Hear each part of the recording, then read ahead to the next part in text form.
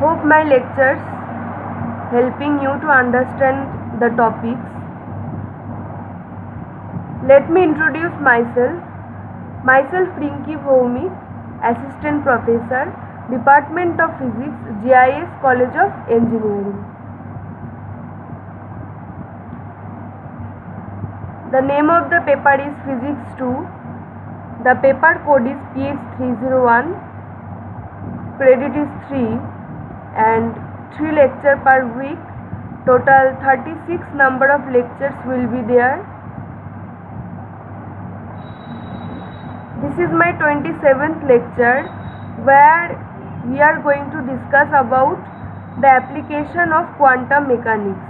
In the last class we already discussed about the application of quantum mechanics, but it was in one-dimensional box.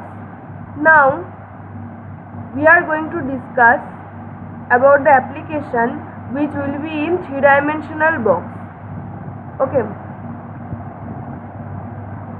So as we can see here, there is a cube.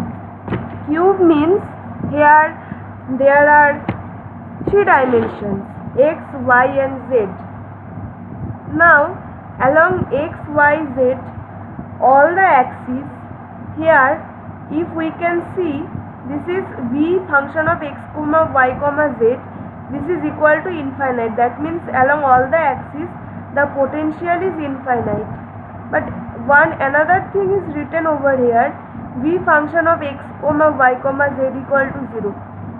That means inside the cube, inside the well, three-dimensional well, inside this cube the potential is 0, but outside the cube the potential is infinite. So this is about the particle in three-dimensional cubic rigid box, means this is the condition, okay, using which will again derive the wave function, how actually it looks just like the one-dimensional box.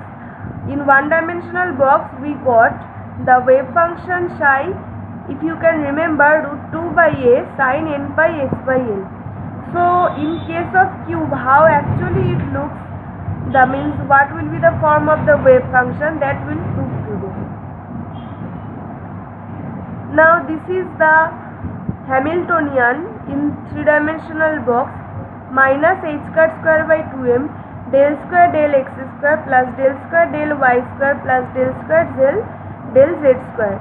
Here if it was in one dimension, then it is del square del x square, but since it is in 3 dimensions, so that's why 3 number of terms are there.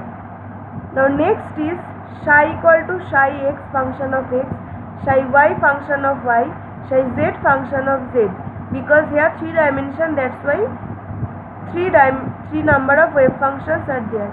The solution looks just like a product of the one-dimensional solution, because the solution is root over of 8 by abc sin n x pi x by a sin n pi y pi y by b sin n z pi z by a.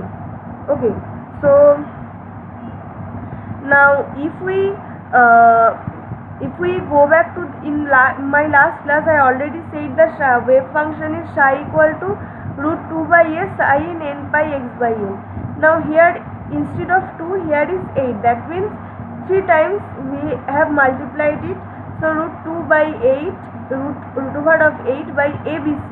Now if it is cube, then it will be a cube, because in that case a will be equal to b will be equal to c, sin nx pi x by a sin nx pi y by b, instead of b there will be a sin nz pi z by a. So and energy E equal to this. Okay, so this is the energy expression also. Now today we'll also derive all these wave function and energy, but before that I'll show you a video that may not be the actual may not be related with this, but that is a basic video with about the quantum mechanics. So you first see it, then we'll start the derivation.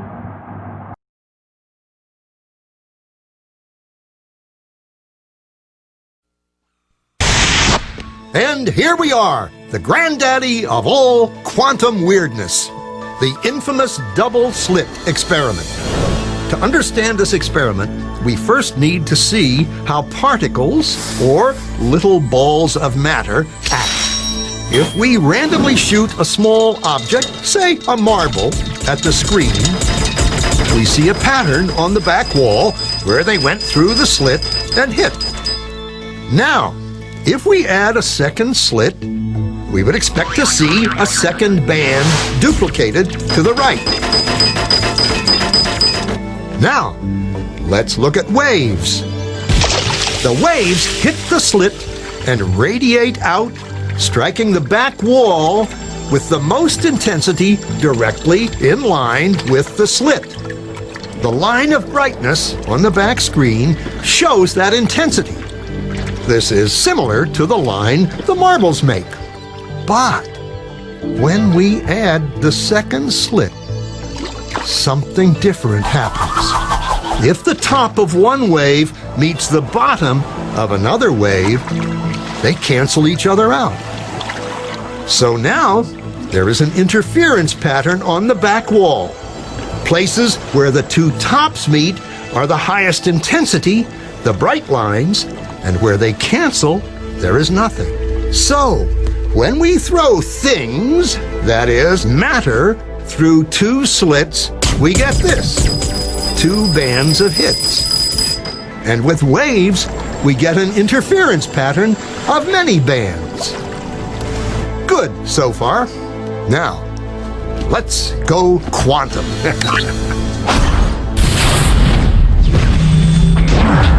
An electron is a tiny, tiny bit of matter, like a tiny marble. Let's fire a stream through one slit. It behaves just like the marble, a single band. So, if we shoot these tiny bits through two slits, we should get, like the marbles, two bands. What? An interference pattern. We fired electrons, tiny bits of matter, through. But we get a pattern like waves, not like little marbles. How? How could pieces of matter create an interference pattern like a wave? It doesn't make sense. But physicists are clever. They thought, maybe those little balls are bouncing off each other and creating that pattern. So, they decide to shoot electrons through one at a time. There is no way they could interfere with each other. But after an hour of this, the same interference pattern is seen to emerge. The conclusion is inescapable. The single electron leaves as a particle, becomes a wave of potentials, goes through both slits, and interferes with itself to hit the wall like a particle. But mathematically, it's even stranger. It goes through both slits, and it goes through neither. And it goes through just one, and it goes through just the other.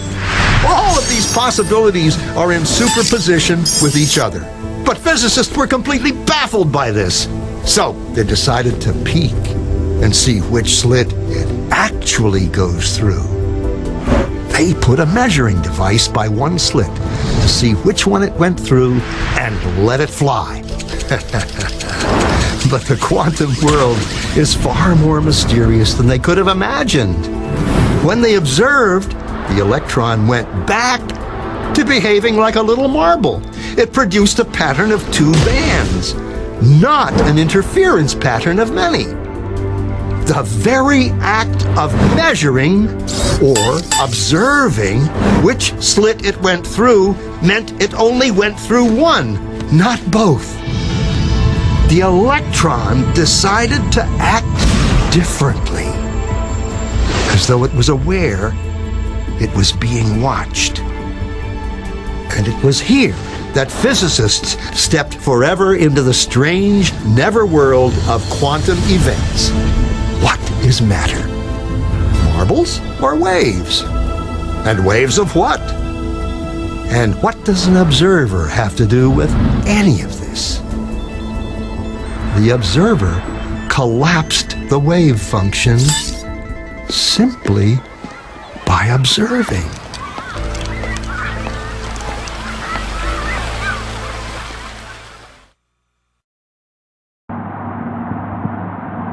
So today we are going to talk and we are going to derive also about particle in a three-dimensional potential well. So in a three-dimensional potential well, first we have to draw the cube. This is not actually cube. Initially we are considering as parallelogram. So this is suppose your x-axis, this is your y-axis, this is your z-axis. So this is A, B and C. So this is the parallelogram. Okay. Now this three-dimensional box, it is along length is A, along y-axis the length is B, along z-axis the length is C. Okay. Now the particle is inside the box. Now how actually the potential energy is distributed along this cube? V function of x comma y comma z is equal to 0. Okay, is equal to 0 means V is nothing but the potential. V is nothing but the potential.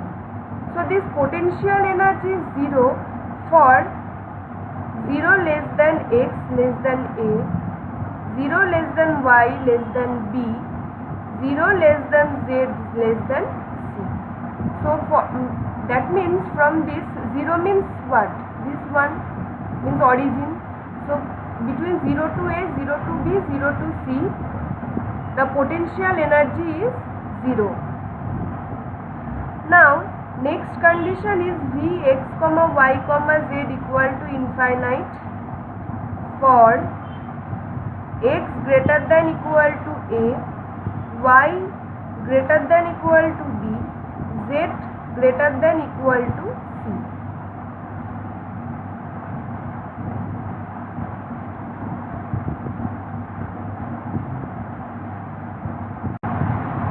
Now initially if we consider that the wave function psi function of x comma y comma z comma t, okay, this is equal to u function of x comma y comma z comma t exponential minus I et by h cut. This is the time part, this is the space part. So therefore now we can consider u function of x comma y comma z is equal to 0 for x less than equal to 0, y less than equal to 0 and z less than equal to 0. Okay, so therefore u function of x comma y comma z is equal to 0 for x also greater than 0, y greater than 0 and z greater than 0. That means the particle cannot exist outside the box. So therefore the Schrodinger equation can be written as minus h cut square by 2m nabla square u function of x comma y comma z plus v function of x comma y comma z u function of x comma y comma z is equal to e u function of x comma y comma z.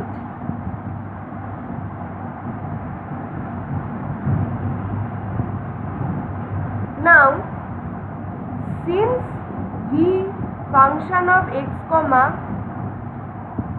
y comma z is equal to 0, therefore what we can write, see here, since v equal to 0, that means there will remain these two terms on the left hand side. So that I will write here. Okay, that means minus h cut square by 2m nabla square. Where I have written here nabla? Because this is in 3 dimension. That means d square, dx square, d square, dy square, d square, dz square. So nabla square u function of x comma y comma z is equal to u function of x comma y comma z. Therefore nabla square plus 2me by h cut square u function of x comma y comma z is equal to 0.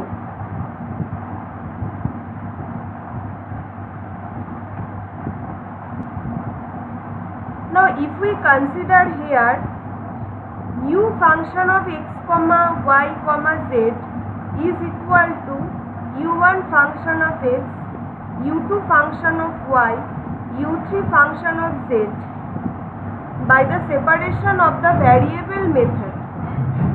Okay, by the separation of the variable method we can get these equations.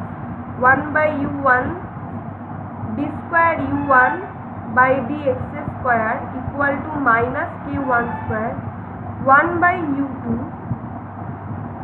d square u2 by dy square equal to minus k2 square, and also 1 by u3 d square u3 by dz square is equal to minus k3 square,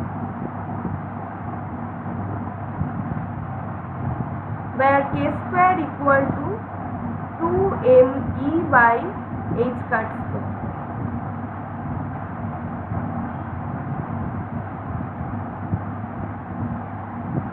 Equal to, as we can write, k1 square plus k2 square plus k3 square is equal to 2me by h cut square.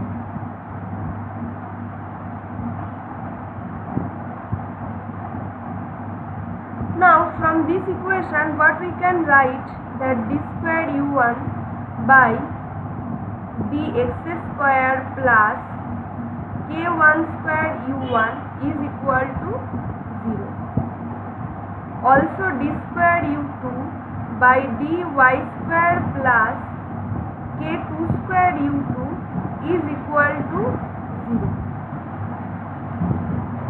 Also d square u3 by dz square plus k3 square u3 is equal to 0.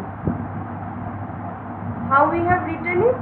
From these equations we can write it. Now if we solve these equations, then what we can write here, that u1 equal to a1 sin k1x plus b1 cos k1x.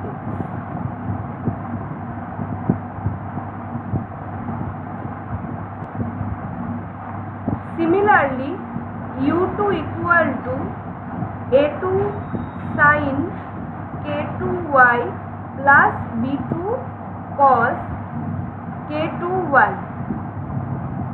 Similarly, u3 equal to a3 sin k3y, k3z, this will be z because this is 3, plus a3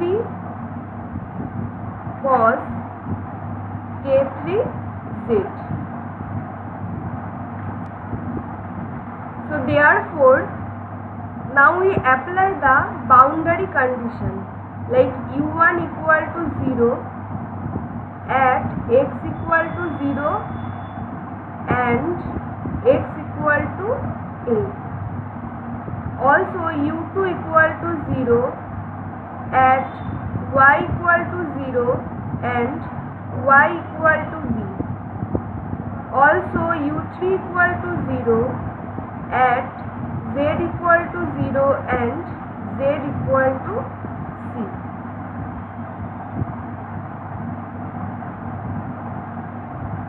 So if we apply these conditions, finally we can get b1 equal to 0, okay, and k1 equal to n1 pi by a. Now if we put b1 equal to 0 here, then what we are getting ultimately,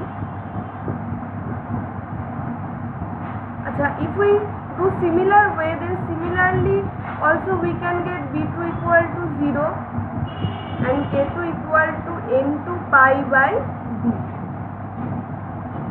Similarly also we can get b3 equal to 0 and k3 equal to n3 pi by c.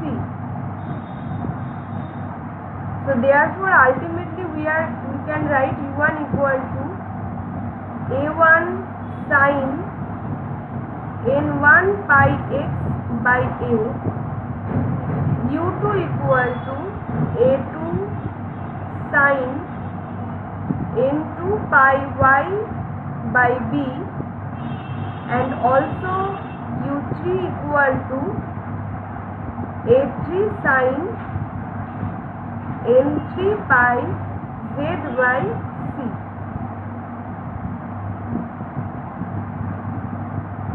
So initially we considered psi u equal to u function of x comma y comma z equal to u1 function of x, u2 function of y, u3 function of z is equal to a1, a2, a3 sin n1 pi x by a, sin n2 pi y by b, sin n3 pi z by c.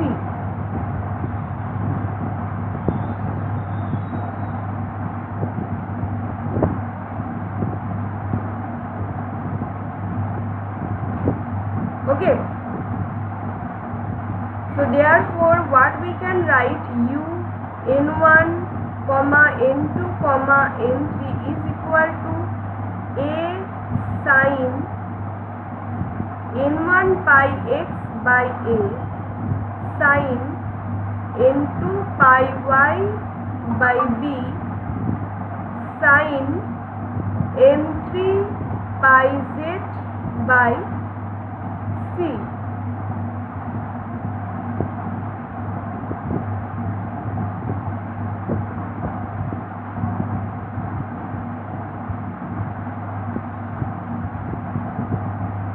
Where a equal to a1, a2, a3. Now, as we know, k equal to root over of 2m e by h cut square. Therefore, e equal to k square h cut square by 2m is equal to k1 square plus k2 square plus k3 square h cut square by 2m. So if we put the expression of k1, k2, k3 over here, then is equal to pi square h cut square by 2m n1 square by a square plus n2 square by b square plus n3 square by c square.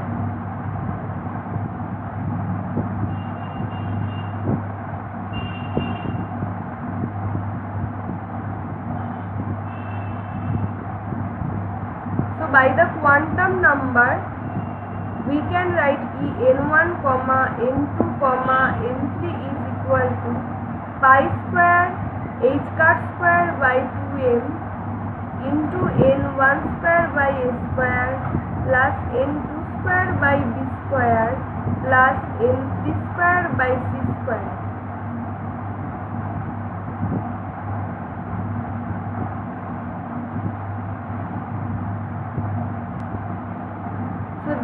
therefore we can now apply the normalization condition.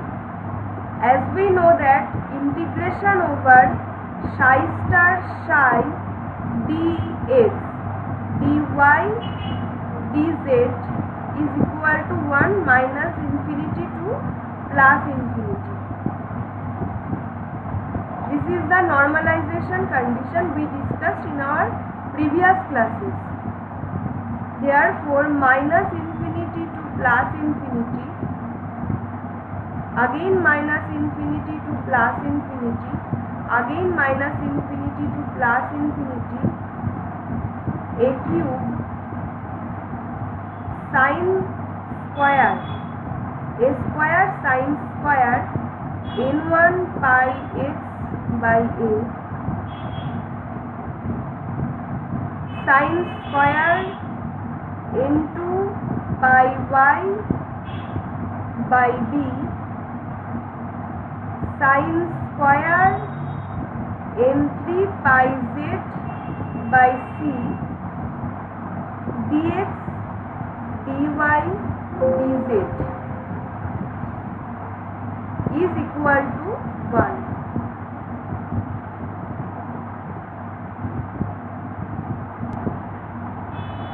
So now from this, if we do the integration, what we are getting, a square into integration over 0 to a sin square n1 pi x by a dx integration over 0 to b sin square n2 pi y by b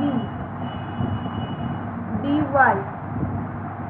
integration over 0 to c sin square n3 pi z by c dz is equal to 1. Therefore, a square a by 2 b by 2 c by 2 is equal to 1. So a equal to root over of 8 by abc.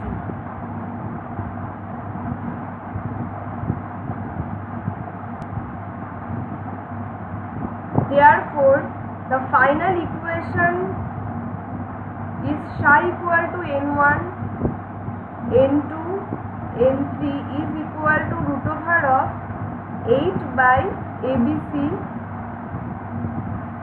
exponential minus I et by h cut sin n1 pi x by a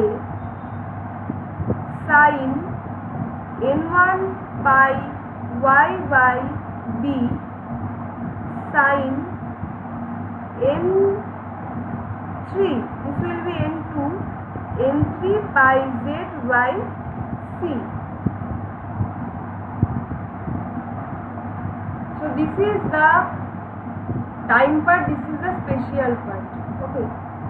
So this is the solution of the differential equation and this is the final wave equation. Now if we recapitulate it, then what we are getting actually, initially we considered that v equal to v function of x comma y comma z equal to 0 for this condition. Then we have considered the wave function psi. Okay, u function of x comma y z equals to 0 for this condition and also equal to 0 for this condition. If we put this condition over here, then what we are getting, this, from which Laplace square plus 2me by h square u equal to 0. From here, if we apply the method of the separation of variables, then we are getting these three equations, and from these three equations we are getting the solution like u1 equal to this, also u2 equal to this, and also u3 equal to this one. So here, then in these equations we put u1 equal to 0 at x equal to 0 and at x equal to a. Similarly u2, u3. So if you do it, then for the first condition b1 equal to 0, k1 equal to n1 pi by a. Also b2 equal to 0 for and k2 equal to n2 pi by b. Also b3 equal to 0, k3 equal to n3 pi by c. So thus u1, u2, u3. Three expressions we have got. Now if we put u1, u2, u3, then this is the final equation. A sin n1 pi x by a, sin n2 pi y by b, sin n3 pi z by c.